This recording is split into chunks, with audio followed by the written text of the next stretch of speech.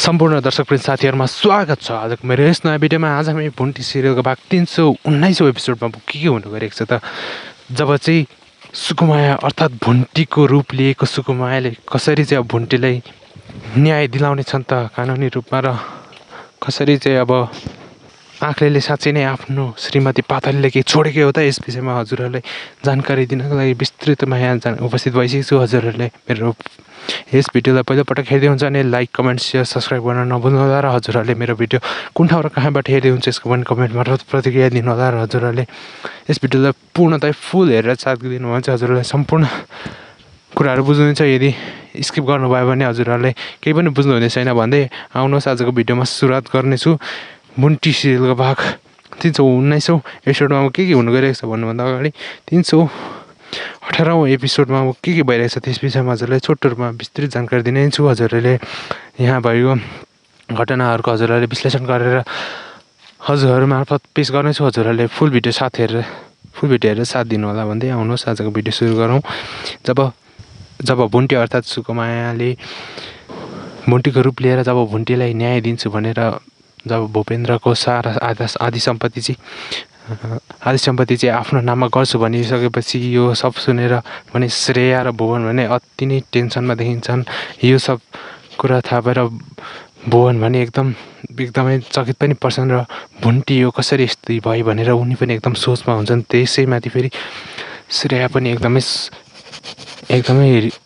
सोचमा परिरहेको हुन्छ कि भुन्टीले यस्तो कसरी काम गर्न सकेर त्यसलाई कसले सपोर्ट गरेर सिकाएर यस्तो जान्ने भएर आयो भनेर उनी पनि एकदम सक पाउँछ। त्यही बेलामा भने टोकले र भुन्टीको सिन देखिन्छ जहाँ चाहिँ टोकलेको र भुन्टी पनि एकदमै खुसी हुन्छन् र भुन्टीलाई जसरी पनि न्याय दिलाउनु पर्ने भनेको कुरा यहाँ सबै देखाइन्छ र टोकले पनि एकछिन चकित परेको कुरा खबर सुनाउँछ कि भुन्टी अर्थात् सुकुमायालाई भुन्टीको मितिनीज्यू सुकुमायालाई नचिनेर एकदम चकित परेको भुन्टीको यस्तो रोल खतरा भनेर टोकलले थोरै बढा चढेर भन्छ। यो सब कुरा सुनेर सुकुमायाले जब अब भुन्टीलाई सबै अब उसलाई न्याय दिन्छु भनिसकेपछि यो सब सुनेर टोकलेलाई त पर्दैन बरु भुन्टीलाई छुट्याइदिउँ तर भुन्टीको जेठाजु तथा जेठानी भाउजूको हातबाट उसको सम्पत्ति नखोसियोस् भनेर भन्छन्। तर सुकुमाया भने रिसारे र भुन्टीलाई दिएको दुःखको सबै बदला लिन्छु भनेर उसले चाहिँ सबै अब सम्पत्ति आफ्नो नाम गर्छु भने आधी सम्पत्ति आफ्नो नाम गर्छु भनिसकेपछि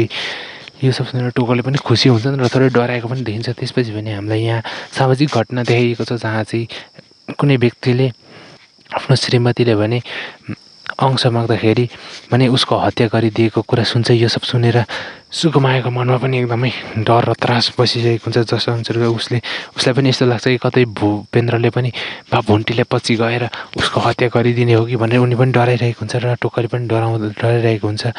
त्यही बेलामा फेरि अचानक यहाँ गाउँकी पातली भाउजूको सिन देखाएको छ।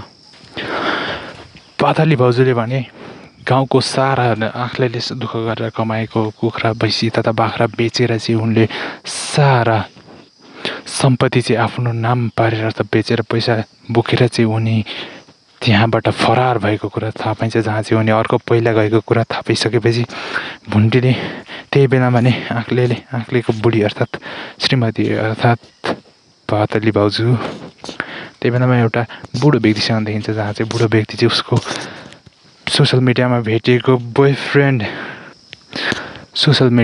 उसले त्यस्तो नराम्रो व्यक्ति देखेर उनी पनि एकछिन तर्सिन्छन् र यो को हुन् र मैले त यस्तो राम्रो देखेको थिएँ भनेर त्यहाँबाट उनी भाग्न खोज्दा त्यही बेलामा त्यस व्यक्तिले उसलाई देखेर समातेर उसलाई भने किन भाग्न खोजेको भनेर उसलाई थोरै माया देखाउँदै आइसक्रिम खान्छौ भनेर आइसक्रिम किनेर ल्याइदिन्छु भनेर गइसकेपछि उसले मनमा नै सोध्छ कि आफ्नो गाउँमा घरमा भएको श्रीमानले त एउटा खाना पनि राम्रो दिँदैनथे उसले त कस्तो मजाले दियो भनेर उनी खुसी पनि हुन्छन्। त्यही बेला उनी आइसक्रिम खाँदै गरेको हुन्छ। त्यही बेला भने आँखले अचानक आइपुग्छ र उसले भने आफ्नो श्रीमती अर्थात् पातलीले खाइरहेको आइसक्रिम चाहिँ त्यस व्यक्तिको हातबाट खोसेर मुखभरि दलिदिन्छ। यो सब देखेर दुवैजना चकित पर्छ र उसले भने मैले दुःख गरेको सारा सम्पत्ति किन लिएर भागिस् अर्को पहिला गइस् भनेर उनले थाहा पाइसकेको हुन्छ। यो सब थाहा पाएर उसले भने फेरि उसको दुःख गरेको पैसा माग्छ तर उनीहरू त्यहाँबाट अचानक भागेपछि बाटोमा फेरि भुन्टी र टोकले भेट हुन्छ जहाँ चाहिँ भुन्टीले भने त्यस भाउजूले अट्याउँछ। त्यसपछि भने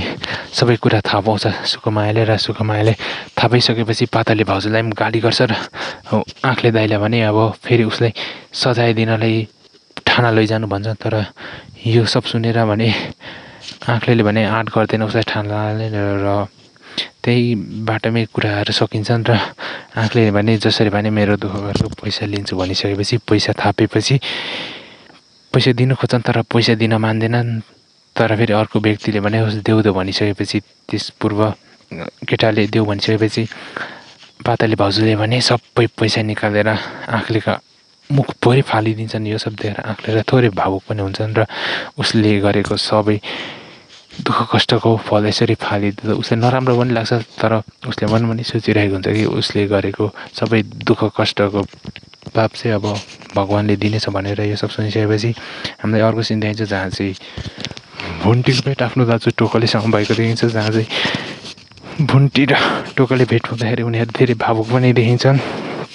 र यो सब देखेर दाजुबहिनीको यस्तो माया प्रेम देखेर भने सुकुमाया पनि प्रभावित हुन्छन् र उनी पनि खुसी हुन्छन्। र सबै कुरा बुझिसकेपछि, राम्रै सिन बनिसकेपछि अब बजार घुम्न जाने कुरा हुन्छ सुकुमायाको। तर त्यहीबाट हाम्रो यहाँबाट कथा वस्तु समेटेर भने हजुरहरूलाई चाहिँ सुकुमाया र भुन्टीको एक्टिङ अर्थात् अभिनय कस्तो लाग्यो हजुरलाई, यसको पनि कमेन्टबाट पूर्णतया जानकारी दिन सक्नुहुनेछ। त्यस पश्चात भने कथावस्तुको यहीँ अन्त्य भएको देखिन्छ। यसपछि भने आउने 319 एपिसोड हजुरहरूले हरेक मङ्गलबार बेलुका राति 7 बजीतिर हजुरहरूले सुकुमाया टिभीमा हेर्न सक्नुहुन्छ। हजुरहरूले मेरो पूर्ण भिडियो हेर्नु भने लाइक, कमेन्ट, सेयर, सब्सक्राइब गर्दै आजको भिडियो चाहिँ थोरै छोटो भयो, हजुरहरूलाई पूर्णतया ज्ञान दिन सकिनँ, यसको माफी माग्दै हजुरहरूबाट बिदा हुन चाहन्छु। धन्यवाद।